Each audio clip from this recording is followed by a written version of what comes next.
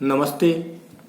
BA पाठ द्वितीय राजनीति विज्ञान प्रश्न पत्र द्वितीय भारतीय राजनीतिक व्यवस्था।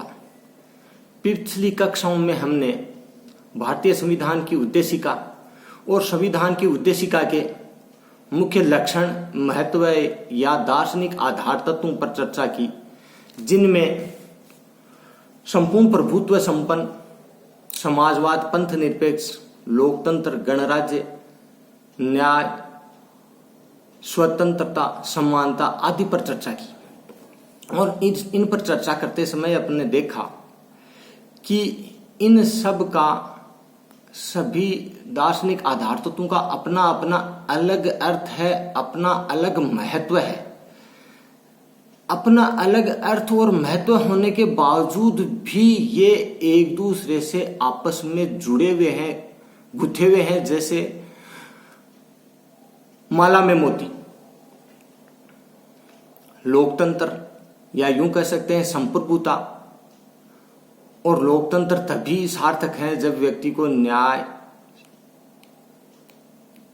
स्वतंत्रता और समानता मिले। और न्याय, स्वतंत्रता और समानता के दार्शनिक तत्व तभी सार्थक है जब समाज में लोकतंत्र हो, राज्य संप्रभु हो, अर्थात ये सब एक दूसरे से जुड़े हुए हैं, गुंथे हुए हैं।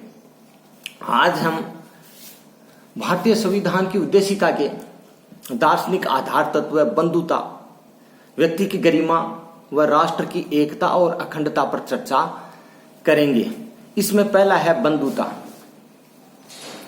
न्याय, स्वतंत्रता, समानता के आदर्श तभी प्रासंगिक और सार्थक हैं जबकि समाज में भाईचारे की, भारतीय बंधुत्व की व एक ही भारत माता के सपूत होने की सर्वसांझी भावना को बढ़ावा दिया जा रहा हो। इसके साथ ही जातीय, भाषाई और धर्म के आधार पर या अन्य अनेक प्रकार की विविधताओं को समाज की एकता या बंधुता को बढ़ाने में आड़े नहीं आने दिया जाए। साथ ही हमें यह भी याद रखना चाहिए कि भारतीय संविधान के निर्माताओं ने संविधान का निर्माण करते समय यहां संघीय स्वरूप को अपनाया, और संघीय स्वरूप के साथ ही यहां नागरिकता के संबंध में यह प्रोविजन किया गया कि इकहरी नागरिकता प्रदान की जाएगी। यानी कि संघीय स्वरूप और इकहरी नागरिकता दोनों अलग अलग दिशाओं में जाने वाले, या दो अलग दिशाओं में जाने वाले रास्ते हैं, लेकिन हमने अपनाया। और इसका मूल उद्देश्य यही था, या संविधान निर्माताओं का मूल उद्देश्य इसके अंदर यही था कि संघीय स्वरूप को अपनाते हुए भी भारतीय समाज की भ्रातृभाव या एकता को और अधिक, भारतीय एकता, अखंडता व भ्रातृत्व को और अधिक बढ़ावा दिया जाए। इसी तरह से बंधुता को और अधिक बढ़ावा देने के लिए भारतीय संविधान के भाग 4 में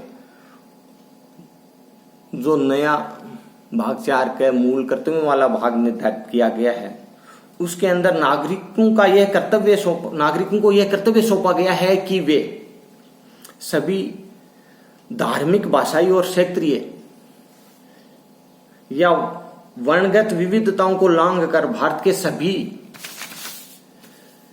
लोगों में समरसता और सर्वमान्य भाईचारे की भावना तथा एक भारतीय परिवार से संबंध रखने की भावना को बढ़ावा दें। इस तरह से भारतीय संविधान के अंदर बंधुत्व को बढ़ावा देने के प्रावधान किए गए हैं। दूसरा दार्शनिक आधार तत्व आता है व्यक्ति की गरिमा। बंधुता और व्यक्ति की गरिमा एक दूसरे से जुड़े हुए हैं। जब तक प्रत्येक व्यक्ति की गरिमा की रक्षा नहीं की जा सकती या की नहीं जाती, तब तक बंधुता की स्थापना नहीं की जा सकती। अतः उद्देशिका में यह कहा गया है कि राज्य का यह कर्तव्य है कि वह व्यक्ति की गरिमा की रक्षा करेगा। संविधान निर्माताओं के मन में व्यक्ति की गरिमा का सर्वाधिक महत्वपूर्ण थी। इसी उद्देश्य के लिए उन्होंने संविधान में स्वतंत्रता और समानता जैसे मूल अधिकारों का प्रावधान किया। वह साथ ही राज्य नीति के निर्देशक तत्वों का प्रावधान किया, जिसके अंदर यह व्यवस्था की गई कि राज्य नीति के निर्माण करते समय इन बातों का ध्यान रखेगा कि वे व्यक्ति की जीविका के पर्याप्त साधन, काम की न्यायोचित, न्याय संगत तथा मानवोचित दशाएं और एक समुचित जीवन स्तर उपलब्ध करवाने के लिए, जो कि व्यक्ति की जीवन की गुणवत्ता में सुधार लाने के लिए अत्यंत आवश्यक है, प्रयास करेगा। इसी तरह से व्यक्ति की गरिमा को ध्यान में रखते हुए ही भारतीय संविधान के अनुच्छेद 17 में अस्पृश्यता के अंत का प्रावधान करके, यानी मूल अधिकारों के वाले भाग में अनुच्छेद 17 में अस्पृश्यता का अंत किया गया, जो कि व्यक्ति की गरिमा के विरुद्ध एक अपमान था। इसी तरह से अनुच्छेद 32 में प्रत्येक नागरिक को यह अधिकार दिया गया है कि वह अपने अधिकारों की रक्षा के लिए, चाहे वह व्यक्ति द्वारा उनका उल्लंघन हो चाहे राज्य द्वारा उल्लंघन हो, अर्थात प्रत्येक व्यक्ति को यह अधिकार है कि वह अपने अधिकारों की रक्षा के लिए न्यायालय के अंदर मूल अधिकारों के प्रवर्तन के लिए न्यायालय के अंदर वाद दायर कर सकता है। और न्यायालय का यह दायित्व है कि वह व्यक्ति के अधिकारों की रक्षा, उच्चतम न्यायालय के अंदर वाद दायर कर सकता है और उच्चतम न्यायालय का यह दायित्व है कि वह व्यक्ति के अधिकारों की रक्षा करे। इसी तरह से उच्चतम न्यायालय ने व्यक्ति की गरिमा के अधिकार को मूल अधिकार माना है। तो इस तरह से व्यक्ति की गरिमा का भारतीय संविधान निर्माताओं ने संविधान में विशेष ध्यान रखने का प्रयास किया है। आगे का जो दार्शनिक आधार तत्व है वह है राष्ट्र की एकता व अखंडता।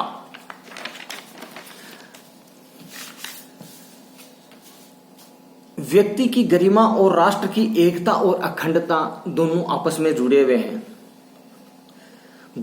गरिमा को तभी तक सुरक्षित रखा जा सकता है जब राष्ट्र का निर्माण हो या राष्ट्र की एकता तथा अखंडता सुरक्षित हो। सर्वमान्य भाईचारे तथा बंधुता की भावना के द्वारा ही हम अत्यधिक बहुलतावादी व पंचमेल समाज में राष्ट्रीय एकता का निर्माण करने की आशा कर सकते हैं। इसके साथ ही राष्ट्र की एकता तथा अखंडता के बिना हम ना तो आर्थिक विकास के प्रयासों को सफल बना सकते हैं, ना ही हम लोकतंत्र या देश की स्वाधीनता तथा देशवासियों के सम्मान की रक्षा कर सकते हैं। इसी तरह राष्ट्र की एकता तथा अखंडता को बनाए रखने के लिए अनुच्छेद 51 में सभी नागरिकों का यह कर्तव्य बना दिया गया है कि वे भारत की संप्रभुता, एकता और अखंडता की रक्षा करें और उसे अक्षुण्ण बनाए रखें। इस तरह से भारतीय संविधान की प्रस्तावना के महत्वपूर्ण दार्शनिक आधार तत्वों पर हमने एक एक करके प्रकाश डाला है, चर्चाएं की हैं और हमने यह देखने को मिला है कि ये जो आधार तत्व हैं वो एक एक वाक्य या यूं कह सकते हैं कि एक एक शब्द या एक एक वाक्य है जिनका अपना एक एक अर्थ है, एक एक चित्र है। चित्र वो जो हमें भारतीय